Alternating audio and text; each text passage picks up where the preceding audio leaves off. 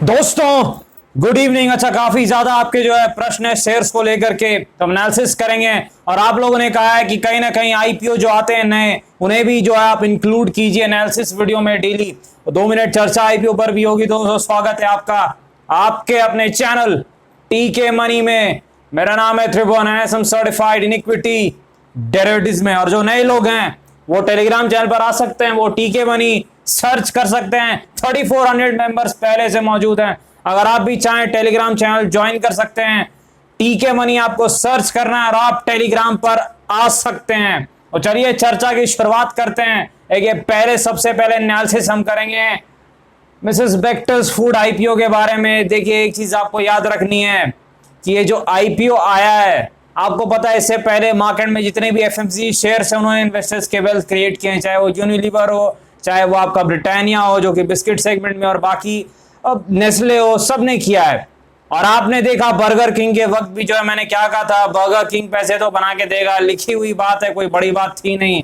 अब उसमें लॉटरी आपकी लगी या नहीं वो पता नहीं, लेकिन अगर लगी तो पैसे तो बने डबल हो गया। और बड़ा क्लियर था, एफएमसीजी स्टॉक है अच्छे सेगमेंट में। बिल्कुल उसी प्रकार देखिए जो आईपीओ नया आया है, देखिए इनका मेन काम क्या आपको पता है, मैंने टेलीग्राम पर आपको बताया भी था। कहीं ना कहीं जो है मेनली ये प्रीमियम बिस्किट सेगमेंट में कुछ 1% के आसपास मार्केट शेयर है। और जो है ये जो है बेकरी प्रोडक्ट्स भी जो है उसमें भी हैं, बंस और बाकी अलग प्रकार की जो है बेकरी प्रोडक्ट्स है उनमें ये काम करते हैं।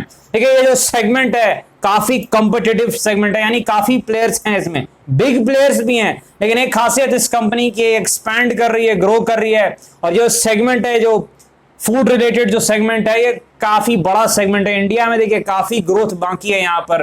आपको रीजन भी पता है, कहीं ना कहीं धीरे धीरे जो है रूरल जो लोग हैं धीरे धीरे सेमी अर्बन अर्बन की तरफ जा रहे हैं। तो यहाँ पर कहीं ना कहीं जो बेकरी और जो है इस प्रकार के जो प्रोडक्ट्स हैं बिस्किट टाइप के, वहां काफी ज्यादा ग्रोथ की संभावना है, इसमें कोई शक नहीं है। पहली चीज है। और दूसरी चीज देखिए क्या आपको याद रखनी है, कहीं ना कहीं जो क्यूएसआर सेगमेंट है, क्विक सर्विस रेस्टोरेंट जैसे बर्गर किंग है, इन सबको भी ये सप्लाई करते हैं, बंस और बाकी सारी चीजें। और काफी अच्छा एक डिस्ट्रीब्यूशन नेटवर्क है।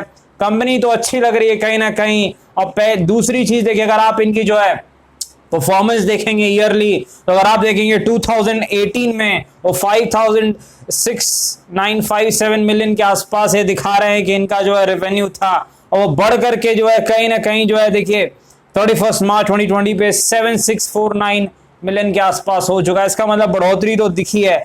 अभी क्या है देखिए, एक चीज आपको याद रखनी है कि कहीं ना कहीं जो है लॉकडाउन में हो सकता है कि सही आंकड़ा ना आए, लेकिन इस सेगमेंट में जो है ग्रोथ काफी है, इसमें कोई शक नहीं है। और आपको याद रखना है कि देखिए अगर ब्रिटानिया हो जो बिस्किट सेगमेंट में, या बाकी जो भी कंपनीज हैं, तो आपको एक चीज याद रखना है कि कहीं ना कहीं ये जो सेगमेंट है इसमें एक चीज है कि कंपटीशन जरूर है, लेकिन ग्रोथ की संभावना काफी है। तो आपको याद रखना है कि एक तो एफएमसीजी जहां जुड़ गया वहां जो इन्वेस्टर्स के वेल्थ बनी जाते हैं। कुछ भी एफएमसीजी आप ले लीजिए, Marico, Unilever, Nestle, Britannia, Jubilant food, तो मेरे ख्याल से ये जो आईपीओ है इसमें भी जो है पैसे बनेंगे। और कैसे बनेंगे चेक करने का क्या तरीका होता है, एक ही तरीका होता है, चुपचाप जाइए और सर्च कीजिए कि ग्रे मार्केट प्रीमियम सट्टे बाजार में क्या कीमत लग रही है। और 70% के आसपास की प्रीमियम मेरे ख्याल से इस वक्त है grey market premium Mrs Bectors IPO के बारे में। तो मेरे ख्याल से कहीं ना कहीं जो इसमें क्लियर कट है कि कहीं ना कहीं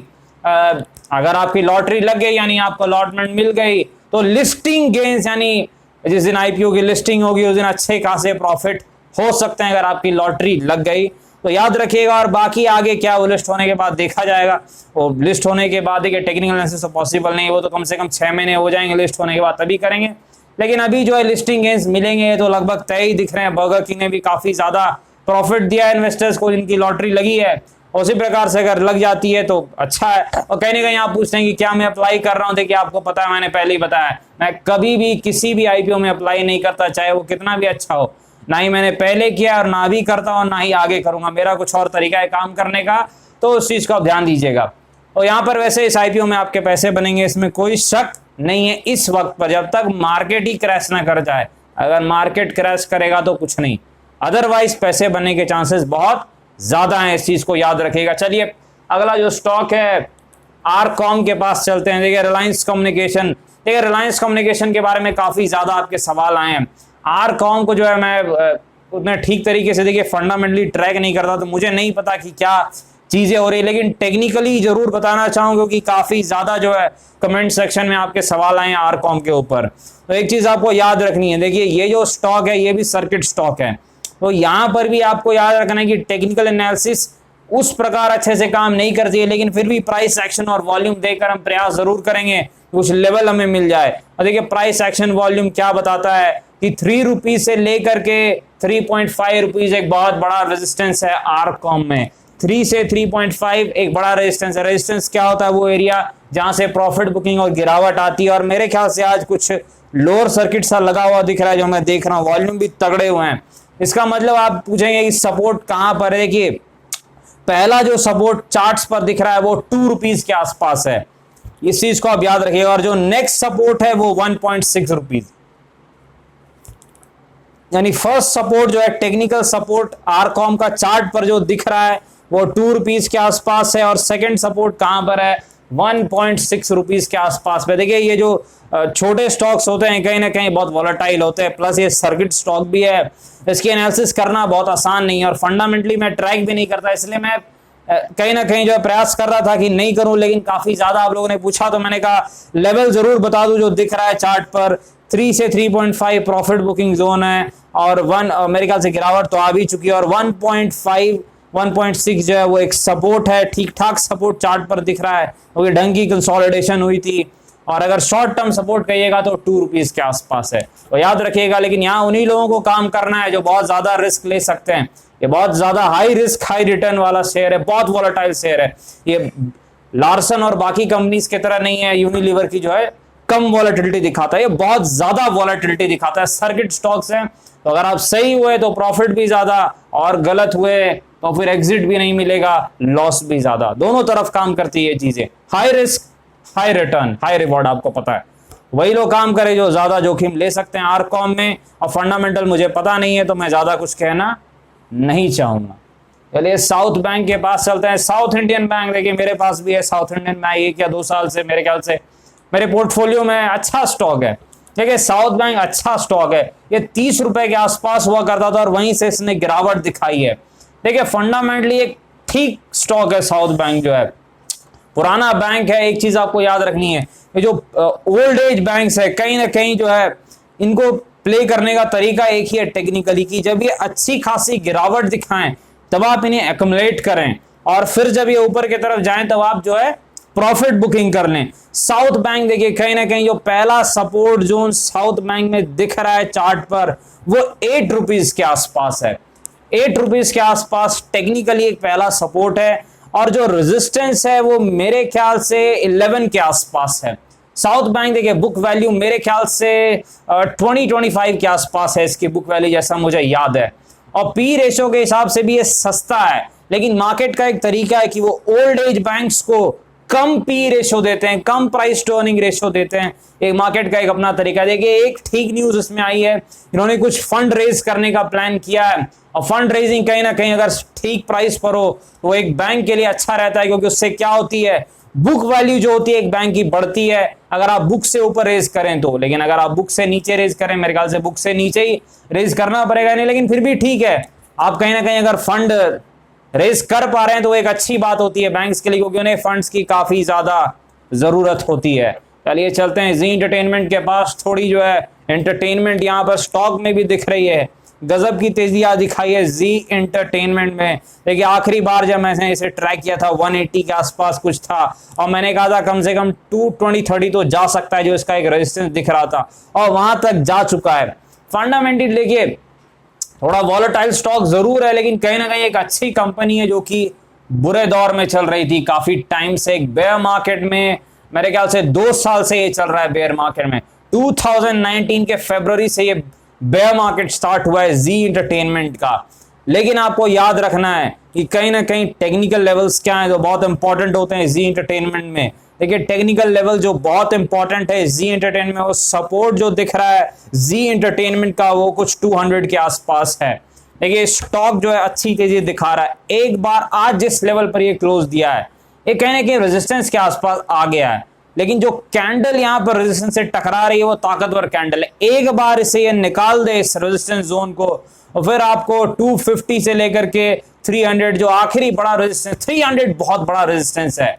ये जब इसने पहली गिरावट दिखाई थी, मुझे याद है 2 साल पहले, मुझे लेवल्स याद रहते हैं, ये 300 पे जाके रुका था। तो वही लेवल अब रेजिस्टेंस का काम करेगा। बड़ा रेजिस्टेंस 300 पे है, सपोर्ट 200 पे है, वॉलेटाइल स्टॉक है। वही लोग काम करे जो ज्यादा रिस्क ले सकते हैं, जो कम रिस्क ले सकते हैं वो शायद थोड़ा जो आराम से भी कर सकते। लेकिन स्टॉक अच्छा है, जी एंटरटेनमेंट मैंने काफी काम किया है, तो अच्छा स्टॉक है, इसमें कोई शक नहीं है। पर लेवल्स को याद जरूर रखिएगा कहीं ना कहीं जो है। बाकी हम आगे भी इसकी एनालिसिस करेंगे जी एंटरटेनमेंट की जो है। स्टॉक ठीक है। देखिए आलोक इंडस्ट्रीज, देखिए आलोक इंडस्ट्रीज मेरे ख्याल से आज नीचे बंद हुआ। जी हाँ, मार्केट ने नीचे लेवल से बाउंस बैक जरूर दिखाया है, लेकिन आलोक इंडस्ट्रीज मेरे ख्याल से नीचे ही बंद हुआ और लगातार वो वहां सपोर्ट के आसपास फिर से आ रहा है। देखिए टेक्निकली बार बार सपोर्ट, फंडामेंटली तो मैंने काफी बातें की है, रिजल्ट की एक एक्सक्लूसिव वीडियो भी बनाई थी, लेकिन टेक्निकली बात हम करेंगे फिर से। देखिए टेक्निकली बार बार सपोर्ट पे आना कहीं ना कहीं एक दिक्कत की बात है। सपोर्ट यहां पर होल्ड करना बहुत इंपॉर्टेंट है आलोक इंडस्ट्रीज के लिए।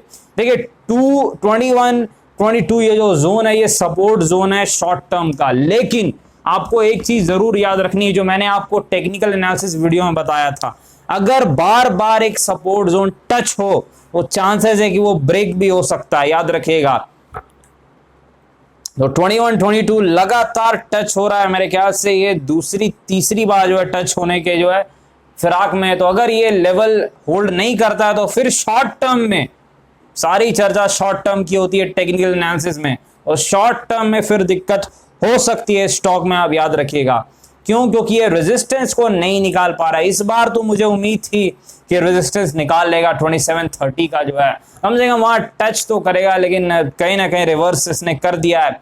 चलिए देखते हैं वॉल्यूम्स किस प्रकार के हुए हैं। मेरे ख्याल से एवरेज वॉल्यूम हुए हैं, देखिए वॉल्यूम जो है वो कुछ 8 मिलियन के आसपास वॉल्यूम हुए हैं, 80 लाख के आसपास वॉल्यूम है। ठीक है, एवरेज वॉल्यूम 1.2 करोड़ के आसपास के रहते हैं, तो एवरेज से जो है कहीं ना कहीं 30% कम ही वॉल्यूम हुए हैं। तो अगर वॉल्यूम कम हो रहे हैं गिरावट में, तो ये बुरी खबर नहीं है, ये ठीक ही खबर है, ये न्यूट्रल टू पॉजिटिव खबर है कि गिरावट में वॉल्यूम कम हो रहे हैं, और जब ऊपर गया था तो वॉल्यूम ज्यादा थे। तो अभी तक ये उम्मीद है कि 21 22 के सपोर्ट पे फिर से एक बाउंस बैक आ सकता है। लेकिन अब जो है थ्योरी बड़ी सिंपल है, लगातार सपोर्ट जोन का टच होना कहीं ना कहीं इसके को ब्रेक करने की चांसेस भी बढ़ चुके हैं। तो अगर ये जल्द से जल्द 21 22 के आसपास से निकल ले ऊपर की तरफ, मेरे ख्याल से ज्यादा बेटर होगा, वरना टेक्निकली दिक्कत हो सकती है शॉर्ट टर्म में। और जहां तक ब्लॉक डील की बात हुई है, मेरे ख्याल से किसी प्रकार की ब्लॉक डील तो नहीं हुई होगी, लेकिन आपको एक चीज याद रखना है कि ये जो कैंडल, बड़ी कैंडल आपको दिख रही है, बड़ी कैंडल बहुत इंपॉर्टेंट होती है टेक्निकल एनालिसिस में। इसका लो सपोर्ट का काम करेगा, इसलिए मैं कह रहा हूं ये एक सपोर्ट है। दूसरी बात, यहाँ काफी टाइम से जो है एक्टिविटी हुई है, कंसोलिडेशन हुआ है। तो अगर ये लेवल ब्रेक होता है तो जिन भी लोगों ने 21 22 के आसपास लिया है, ट्रेडर्स ही लेते हैं, तो उन्हें दिक्कत होगी, तो फिर जो है स्टॉक को दिक्कत हो सकती है। याद रखिएगा बहुत इंपॉर्टेंट सपोर्ट है 21 22, इसका बचना बहुत जरूरी है, अदरवाइज जो है दिक्कत शॉर्ट टर्म में होगी। चलिए आइडिया के पास चलते हैं। वोडाफोन आइडिया, काफी टाइम हो गया वोडाफोन आइडिया को जो एनालिसिस किए हुए, 8 या 9 के आसपास था जब आखिरी बार हमने वोडाफोन आइडिया की एनालिसिस की थी। देखिए वोडा आइडिया के बारे में फंडामेंटली ज्यादा बातें नहीं करूंगा, बस एक ही चीज कहूंगा कि अगर अच्छे खासे जो है फंड मिल जाए इन्हें तो काफी अच्छा रहेगा। कहीं ना कहीं इनके जो डेब्ट जो है, कर्ज के जो इश्यू है वो भी जो है ठीक हो जाएंगे, और जो है ग्रोथ के लिए भी जो है 5G और बाकी सारी जो चीजें आ रही है उसके लिए भी ठीक रहेगा। लेकिन बातें मैं टेक्निकल ज्यादा करूंगा, टेक्निकल बातें करते हैं। चलिए देखिए टेक्निकल बात बड़ी क्लियर है वोडाफोन आइडिया में।